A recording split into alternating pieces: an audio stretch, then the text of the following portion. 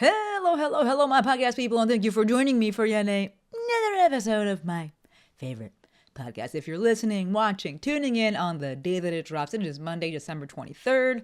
Happy almost Christmas, happy almost Hanukkah, happy almost Kwanzaa, happy almost whatever you celebrate, or happy almost Wednesday if you don't celebrate anything. So today we're talking about choosing a word for the year.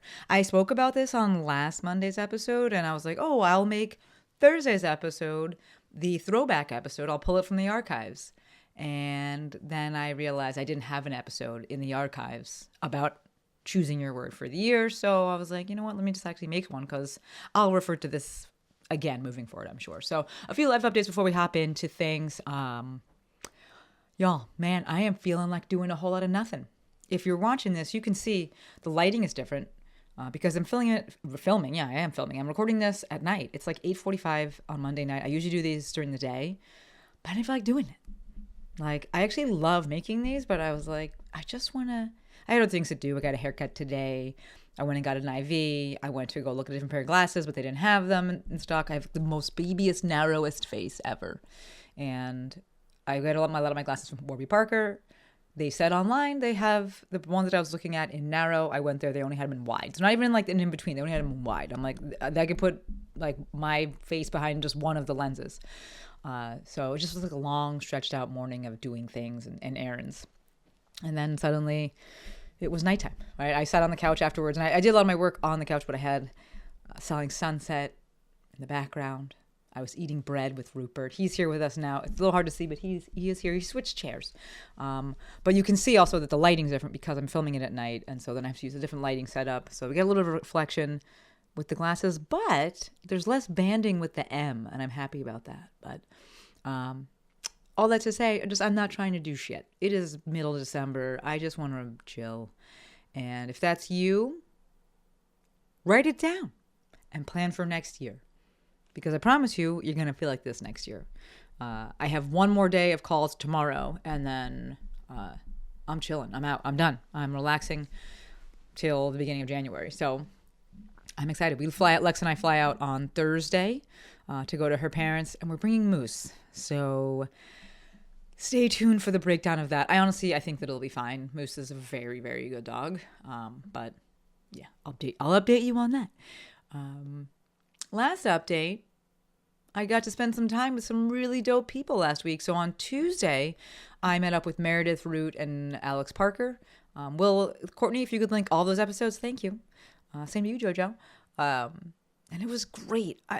I love them both. I respect them both so much. And I'm definitely much closer with Meredith. She's like, a kindred spirit. She is like my girl. So it was just so great to see they were in from Canada. Alex was she was doing a half Ironman because she does shit like that. And so it was in Palm Springs, and they decided to drive out to LA. We got to hang out, and it was just so good. It was just spend time with them. And then on Friday, I drove down to Laguna and met up with my guy, Matt McInnes Watson. We can link that episode as well. Thank you, Courtney. He's the plyo guy. If you don't know, he's on Instagram, he's McInnes Watson, but colloquially known and also maybe formally known as the plyo guy. But I met up with him in Laguna for brunch, and it was just so good. He's also like 97 feet tall. I just gotta tell you that, folks. Like, whenever I meet people, I never go in being like, oh, this is what you're gonna be like physically, but like, my guy is tall. He's a big man. But he's just super jolly and super smart and super kind and super nice, just super with it. And it was just great. Like, we talked for a long time. Then we went and walked down like by the beach area. We walked to the volleyball course. We walked around the downtown area.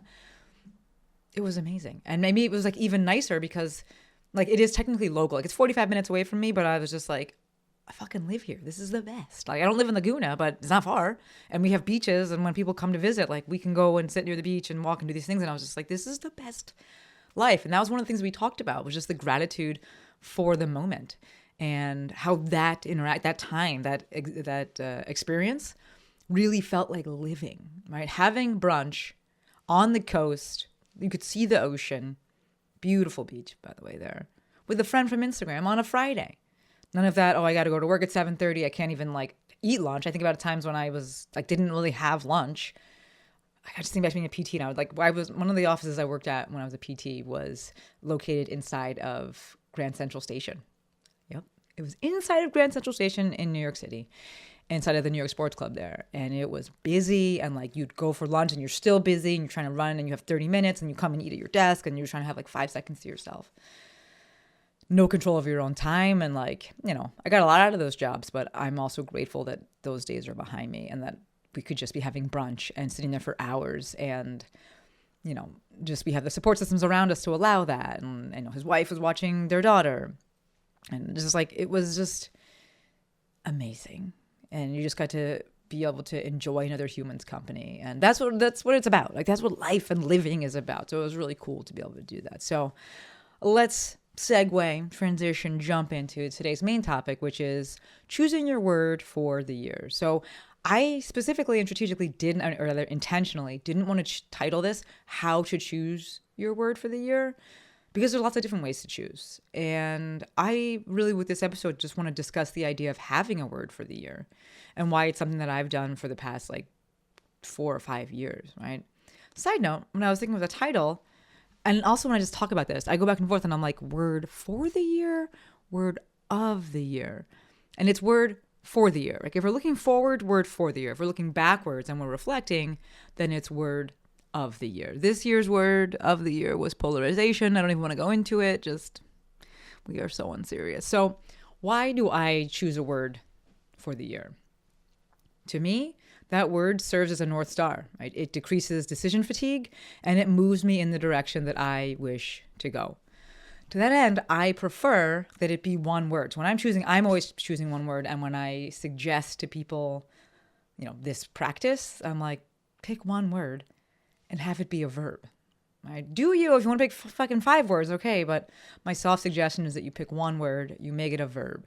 Right? Because again, to me, the goal is to have this be a North Star, and that eliminates decision fatigue. Right? Whenever you're faced with a decision about how to act or what to do, the word chooses for you. Right? There's literally no decision to be made. So when you don't know like what to do at all, right? So there's not even a choice there, options. You're like, I don't even know what to do. Great, the word has chosen for you. Right?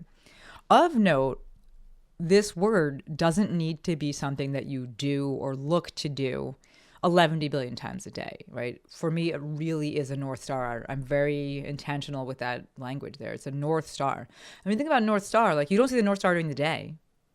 I mean, someone's about to be like, but sometimes, like, but y'all know what I'm saying. Right? You're only looking for the North Star at night, and you're looking for it when you're lost. You don't know where to go. And so that's how I use it. It's not like every second, every morning, I'm just like, and here's the word, and here's the word. If that's how you want to use it, by all means, but that's not how I use it, right? So it doesn't have, this is me giving you permission. You don't need to have it not be some like all-consuming thing, right? So I personally, y'all know this, I'm not a real big goal setter. Perhaps because I'm in HSP, I'm sensitive as fuck, or perhaps it's because I just really enjoy the process of things. And, you know, speaking to Alex, when she was we have our dinner. We shut that place down, by the way. We were sitting there talking so long. It was great.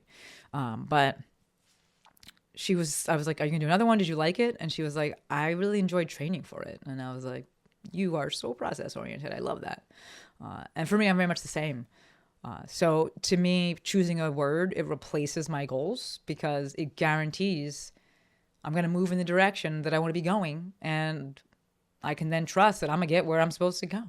So to that end, when I'm thinking about a word for the year, for me, it's largely about how I want to feel and how I want the year to feel and what I want to focus on. Right? So my past words, 2021 was lead, 2022 was grow, 2023 was create, and 2024 was write. So this year, WRITE, right? As for how, or maybe before I get into that, yes, I stuck to the words. If you listen to last Monday's episode, you'll hear I did a little like recap of things, and I don't pick things that are some stretch. I don't pick things that are like, I'm not sure about, like, this is a word and I'm just like, yeah, I'm going to lean into this and live into this. And we'll get into that in a little bit in terms of the action items as well. But as for how I pick the word, for me, this is going to be woo, and I'm all for it. I literally just open myself up to receiving and just letting it fall into my head out of the heavens. And this is something that is like an end of the year thing. I'm not thinking about a word for the year in January or February or March or April, May, June. This is like literally October-ish and on, usually like kind of November and on. I start to be like, I am open to having the universe send me a word. So that's my process. Super woo. I'm just sitting there and then it falls into my head. Literally, that's like what it feels like. It'll be like, boop, and it falls into my head. If that's not for you, that's fine. Which is why I said this episode is not about how to pick your word. Lex, actually, she has started doing Word of the Year. Last year was her first, or this year was her first year, and she really liked it. So she's doing it again next year. She took to Claude.ai, so you leaning on AI, to set. And what she did was she didn't have the word, but she had her goals and how she wanted to feel. And she wrote that into Claude and then asked for words and then asked for other words and, you know, why this word fits better and kind of the back and forth and decided on a word for it. And I decided on her word. You could also ask friends. You could hit the dictionary, old school, right? You could do whatever you want, right? To me, this choosing of the word, how you come across this word, come upon this word, how it comes to you is super personal and super individual. For me, the next step is after I think I found a word, I sit with it. And I want to see if it feels good. Like it'll hit me and I'm like, okay, I think that's what it's going to be. I've never had it like come down to 2 words. It's usually that word comes in and I'm just like, let me see. This year was quite the what is called Bader-Meinhof effect, where like you start seeing it everywhere, but it's also because you're looking for it. But I decided on the word, or decided to sit with the word, and I was just like, this word is coming up everywhere now. And Rachel Strickland and I were having a conversation, and she said it, and I was like, oh my god, okay, the word has been decided. And when we had that conversation and she said it, I was like, okay, the word that actually solidified. I'm like, this is the word of the year. But part of the time that I'm sitting with this and deciding how it feels and how it fits is I'm trying to identify action items and ways to show up in alignment with the word. So my word was right for W. For this year, it was right, WRITE. And that was like, I didn't have to sit with it. I was just like, yeah, I know I want to be doing this. I know that the communication side of it, I'm going to do working on, written communication. Like that was simple. And so I didn't really need to sit that long with like what the action items looked like. This year, I was like, this is a little bit more nebulous and I need some assistance. And so I actually leaned on ChatGPT for this because the action items weren't as clear to me. And I put it in and asked, we know the better the input, the better the output when it comes to AI. And so I gave it background about myself and why I was asking it for this. And it's my word for the year and how that word serves me. And again, like my background, like what I look like, what my life experience has been like in general. And then asked for ways that I could like live into this. What would action items look like? What would this look like practically? What would this look like emotionally? All the different ways. And then and then I actually at the end of it was like, if you want to ask me more questions to help clarify, you can do that as well. So that to me is a big thing. Again, having this word be a verb so that you can actually act into it. It doesn't have to be, but again, this is how I do it. So in terms of acting into it, I wait until the new year, January 1st, to jump into things for no other reason than I currently have a word. So I'm not trying to be like, okay, I've picked my word in October, November, and now I'm going to start it. I'm like, no, because I need to finish this year with this word. So once it's solidified, I do fully solidify it with one of those My Intent bracelets. Like, yes, I bought the set, the little kit, and I'd be out there on my table hammering the things in. And I have one on right now, right? I have this year's on, and I'll make it probably on January 1st, which is my birthday. I will make the bracelet for 2025. Allison, my mentor, she also sends me a rock that it like has it written in there that they do at Fringe, and I love it. So that's my process. That's why I do it. That's how I come up with the word. That's how I live into the word. That's how I show up in alignment with the word. And if you're wondering what 2025's word is, it's going to be, drum roll please, root. ROOT.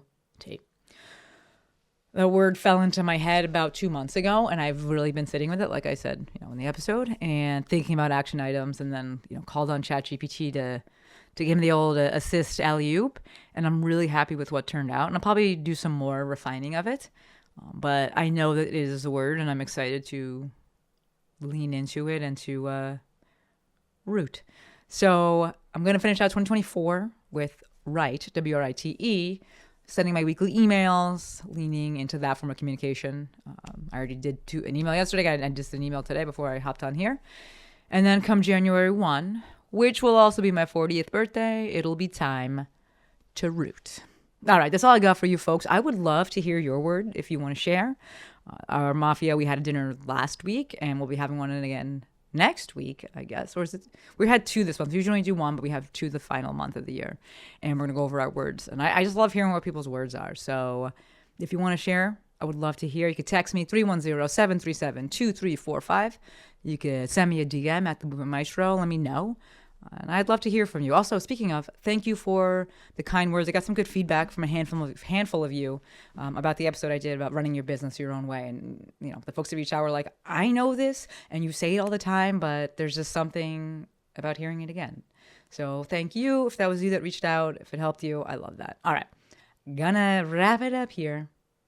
And then we have a Thursday episode, and we have one more episode after that for the year, and then it'll be just one time a week. So I'll make sure I go over that again in next Monday's episode. But that's all I got for you for today. As always, endlessly appreciative for every single one of you.